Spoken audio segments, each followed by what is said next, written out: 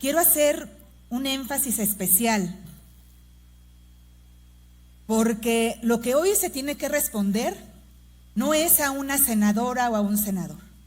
Las respuestas son a millones de mexicanas y mexicanos que han tenido dudas desde que inició esta pandemia y quizás desde que inició la administración.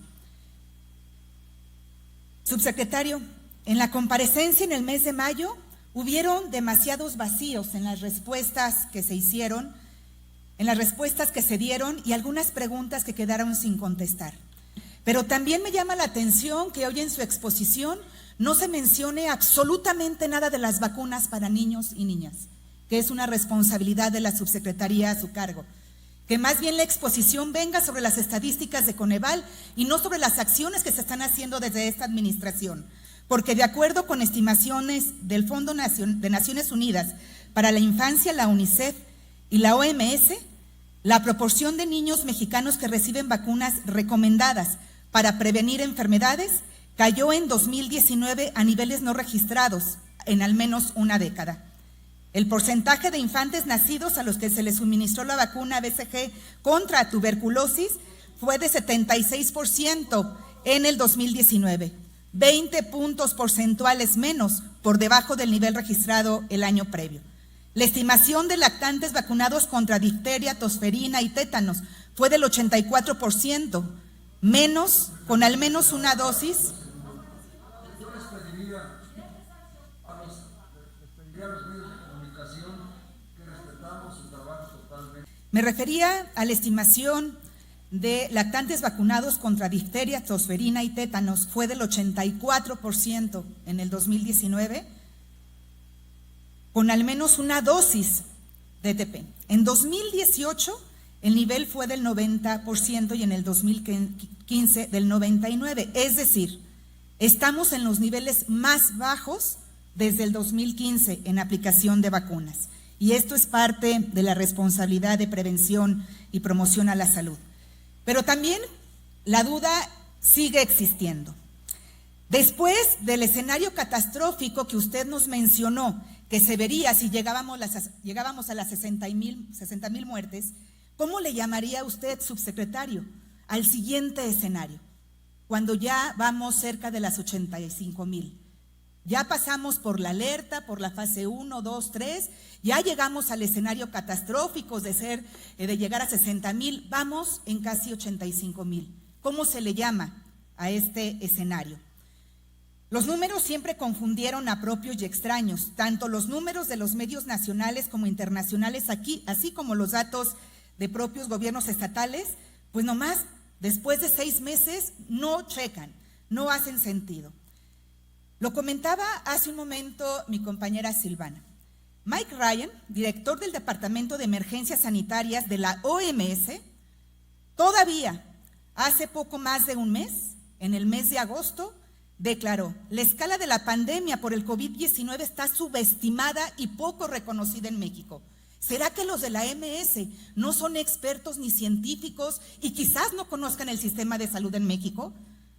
Porque, señor subsecretario, de acuerdo con estas declaraciones, el especialista señaló que además el número de pruebas siendo todavía insuficiente, el nivel de positivos era del 50%, lo que significaba que mucha gente no está bien diagnosticada o se le diagnostica tarde. Insistirá en que el modelo Centinela ha sido todo un éxito en esta pandemia. También somos un país que ha perdido la mayor cantidad de vidas en su personal de salud. ¿En verdad esto no le da enojo, frustración a las personas que se juegan el papel más importante en esta batalla? Le recuerdo unas palabras que usted dijo en la mañanera en Palacio Nacional. Esas batas transparentes y los insumos que circulan en las fotos no tienen una indicación de uso clínico, es decir, no son ni para médicos ni para enfermeras. Señor subsecretario, una mentira más, porque en los institutos de especialidad y en los hospitales de los estados fue el primer material que le llegó, no para la comunidad, no para los centros comunitarios o la gente que estuviera afuera, sino para los médicos, las enfermeras, quienes estaban dando la batalla al frente de esta pandemia. primer lugar a nivel mundial en quienes han perdido la vida, trabajadores del sector salud. Y una pregunta que le hice al secretario de Salud y que no me supo, no quiso responder. ¿Las disposiciones que usted ha implementado son de usted o del Consejo de Salubridad General? Porque cuando se declaró la pandemia y la emergencia sanitaria, se hizo todo un show, incluso incluyeron al secretario de Relaciones Exteriores como integrante del Consejo de Salubridad para que pudiera ser el vocero. Y de repente nos cambiaron al vocero y ya no supimos si el Consejo de Salubridad General asumió la responsabilidad de esta pandemia o solo usted como vocero. En las pocas reuniones que se tuvieron del grupo de seguimiento al COVID-19 de este Senado de la República, tuvimos una muy importante, en donde nos explicaron especialistas sobre un medicamento que se estaba empleando desde el mes de mayo como un medicamento emergente y que incluso desde entonces se ingresó a la COFEPRIS. Pero las contradicciones en México siempre han sido la moda en esta pandemia, porque por un lado, el secretario Alcocer declaraba que mejoran los pacientes con el uso de este medicamento, Remdesivir. Y luego al día siguiente, subsecretario, usted y en los días posteriores declaraba Remdesivir no es suficientemente útil para pacientes con COVID. ¿Pero qué cree? Que más de 40 países lo empezaron a utilizar como un medicamento emergente, consciente que todavía no estaba el registro de COFEPRIS. En Japón se empezó a utilizar. Se empezó a utilizar en Estados Unidos, incluso intentaron donarle a nuestro país para que pudiera ser utilizado. ¿Y sabe qué? Esto sí podía evitar vidas. Los estudios que recientemente se han publicado, ¿qué es lo que dicen? Mejoría en el desenlace clínico, un 32% en la tasa de recuperación. 4 días de estancia hospitalaria con reducción del tiempo de recuperación. 65% más posibilidades de mejoría clínica al día 11. Reducción en la progresividad de la enfermedad. Reducción en la mortalidad. El 62% del riesgo de mortalidad comparado con el tratamiento estándar. Subsecretario, sí había formas de evitar muertes.